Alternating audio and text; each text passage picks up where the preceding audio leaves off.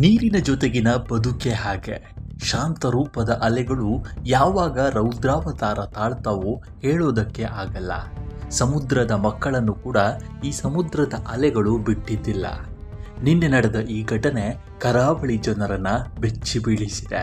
ಕಪ್ಪೆ ಚಿಪ್ಪು ಹೆಕ್ಕೋದಕ್ಕೆ ಹೋದವರು ನೀರಲ್ಲಿ ಜಲಸಮಾಧಿಯಾಗಿದ್ದಾರೆ. ನೀರಿನ ಆಳ ಅರಿಯದೆ ನದಿಗಿಳಿದ 14 ಮಂದಿಯಲ್ಲಿ 11 ಮಂದಿ ದಾರುಣ ಅಂತ್ಯ ಕಂಡಿದ್ದಾರೆ. ಭಾನುವಾರ ಅಂದರೆ ಮೀನು ಮಾರುಕಟ್ಟೆಯಲ್ಲಿ ವ್ಯಾಪಾರ ಜೋರಾಗಿರುತ್ತೆ. ಗಿರಾಕಿಗಳು ಸಹ ಜಾಸ್ತಿ ಇರ್ತಾರೆ. ಹೀಗಾಗಿಯೇ ಉತ್ತರ ಕನ್ನಡ ಜಿಲ್ಲೆಯ ಭಟ್ಕಳದ ತಟ್ಟೆಹಕ್ಕಲು ನದಿಯಲ್ಲಿ ಕಪ್ಪೆ ಚಿಪ್ಪು ಹೆಕ್ಕೋದಕ್ಕೆ ಅಂತ 14 ಮಂದಿ ಹೋಗಿದ್ರು. ಇದರಲ್ಲಿ 2 ಗಂಡಸರು, ಉಳಿದವರೆಲ್ಲ ಹೆಣ್ಮಕ್ಕಳೇ. ಇವರು ಯಾರು ಸಾಂಪ್ರದಾಯಿಕ ಮೀನುಗಾರರಲ್ಲ. ಹೀಗಾಗಿಯೇ ಈ ದುರಂತ ಸಂಭವಿಸಿದ್ದು. ಎದೆ ಎತ್ತರದ ನೀರಿಗೆ ಇಳಿದವರು ಒಂದಿಷ್ಟು ಹೊತ್ತು ಕಪ್ಪೆ ಚಿಪ್ಪು ಆರಿಸಿದ್ರು. ಸುಮಾರು 2-3 ಬುಟ್ಟಿಯಷ್ಟು ಕಪ್ಪೆ ಚಿಪ್ಪು ಸಿಕ್ಕಿತ್ತು. ಹೀಗಾಗಿ ಮತ್ತೆ ಕಪ್ಪೆ ಚಿಪ್ಪು ಹೆಕ್ಕೋದಕ್ಕೆ ಇಳಿದಿದ್ದಾರೆ. ಈ ವೇಳೆ ಹೊಂಚು ಹಾಕಿ ಕೂತಿದ್ದ ಜವರಾಯ ಅಟ್ಟಹಾಸ ಮೆರೆದಿದ್ದಾನೆ. ನೀರಲ್ಲಿ ಮುಳುಗಿ ಏಳ್ತಿದ್ದವರನ್ನ ಅಲ್ಲೇ ಜಲಸಮಾಧಿ ಮಾಡಿದ್ದಾನೆ. ನದಿಯ ಏರಿಳಿತದ ಅನುಭವದ ಕೊರತೆಯಿಂದಲೇ ಒಂದೇ ಕುಟುಂಬದ 11 ಮಂದಿ ಸಾವನ್ನಪ್ಪಿದ್ದಾರೆ ಅಂತ ಗಂಗೊಳ್ಳಿಯ ರಕ್ಷಣಾ ತಂಡ ಅಭಿಪ್ರಾಯಪಟ್ಟಿದೆ. ಸ್ವಯಂ ಸೇವಕರಾಗಿ ರಕ್ಷಣಾ ಕಾರ್ಯ ಮಾಡಿದ ದಿನೇಶ್ ಕಾರ್ವಿ ತಂಡ ಸ್ಥಳೀಯರೊಂದಿಗೆ ರಕ್ಷಣಾ ಕಾರ್ಯದಲ್ಲಿ ತೊಡಗಿದ್ರು. ಒಬ್ಬರಿಗೆ ಈಜಾಡಲು ಬಂದರೂ ಕೂಡ ಎಲ್ಲರನ್ನೂ ರಕ್ಷಣೆ ಮಾಡಬಹುದಿತ್ತು. ಇಳಿತದ ಸಂದರ್ಭದಲ್ಲಿ ಹೋದವರು ಏಕಾಏಕಿ ಒಬ್ಬರದ ಸಂದರ್ಭದಲ್ಲಿ ದಾರಿ ತಪ್ಪಿ ಹೋಗಿ ಸಾವು ಕಂಡಿದ್ದಾರೆ ಅಂತ ಹೇಳಿದ್ದಾರೆ.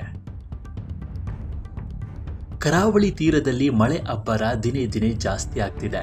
ಹೀಗಾಗಿ ನದಿಯ ನೀರಿನ ಮಟ್ಟವು ಏರಿಳಿತವಾಗ್ತಿದೆ. ಈಗಿದ್ದ ನೀರಿನ ಮಟ್ಟ ಅರೆಗಳಿಗೆಯಲ್ಲಿ ಜಾಸ್ತಿ ಆಗಬಹುದು. ಇದನ್ನ ಅಂದಾಜು ಮಾಡೋದು ಕಷ್ಟ. ಹೀಗಾಗಿ ನೀರಿಗಿಳಿದ 14 ಮಂದಿಗೆ ನೀರಿನ ಅಂದಾಜು ಸಿಗದಂತಾಗಿದೆ. ನೀರಲ್ಲಿ ಮುಳುಗಿ ಮೇಲೇಳ್ತಿದ್ದವರು ಒಮ್ಮೆಲೆ ಮುಳುಗೋದಕ್ಕೆ ಶುರು ಮಾಡಿದ್ದಾರೆ. ಎಲ್ಲರೂ ಎದೆ ಮಟ್ಟದ ನೀರಲ್ಲಿದ್ದಿದ್ದರಿಂದ ಆಳದ ಅರಿವು ತಪ್ಪಿದೆ. ಕಾಪಾಡಿ ಅಂತ ಕೂಗಿಕೊಂಡ್ರೂ ಪ್ರಯೋಜನವಾಗ್ತಿಲ್ಲ. ನೋಡ್ತಿದ್ದಂತೆ 14 ಮಂದಿಯೂ ನೀರಲ್ಲಿ ಮುಳುಗೋದಕ್ಕೆ ಶುರು ಮಾಡಿದ್ದಾರೆ. ಆದರೆ ಏನೂ ಪ್ರಯೋಜನವಾಗಿಲ್ಲ. ಕಪ್ಪೆ ಚಿಪ್ಪು ಹೆಕ್ಕೋದಕ್ಕೆ ಹೋಗಿದ್ದ 11 ಮಂದಿ ಸಾವನ್ನಪ್ಪಿದ್ದು. ಈ ಸಂಬಂಧ ರಾಷ್ಟ್ರಪತಿ ದ್ರೌಪದಿ ಮುರ್ಮು ಸಂತಾಪ ಸೂಚಿಸಿದ್ದಾರೆ. ಎಕ್ಸ್ನಲ್ಲಿ ಪೋಸ್ಟ್ ಮಾಡಿರುವ ರಾಷ್ಟ್ರಪತಿ ಮುರ್ಮು, ಕರ್ನಾಟಕದ ಉತ್ತರ ಕನ್ನಡ ಜಿಲ್ಲೆಯಲ್ಲಿ ಸಂಭವಿಸಿದ ಅಪಘಾತದಲ್ಲಿ ದುರಂತ ಸಾವು ನೋವುಗಳ ಸುದ್ದಿ ದುಃಖಕರವಾಗಿದೆ.